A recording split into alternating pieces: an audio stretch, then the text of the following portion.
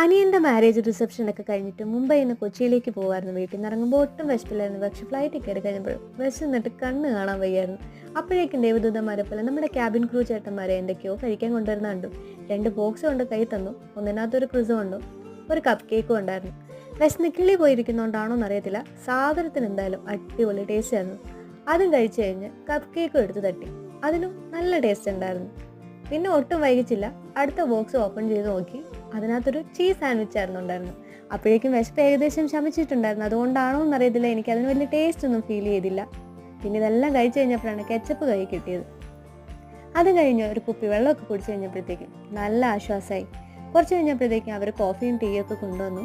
എനിക്ക് കോഫിയാണ് ഇഷ്ടം, ഞാൻ അതുകൊണ്ട് അത് വാങ്ങിച്ചു. അങ്ങനെ മിൽക്കും ഷുഗറൊക്കെ മിക്സ് ചെയ്ത് കുടിച്ചു. തരക്കേടില്ല, ഒപ്പിക്കാം, അത്രേ ഉള്ളൂ. എന്തായാലും എനിക്കും എൻ്റെ വയറിനും നല്ല സംതൃപ്തിയായി.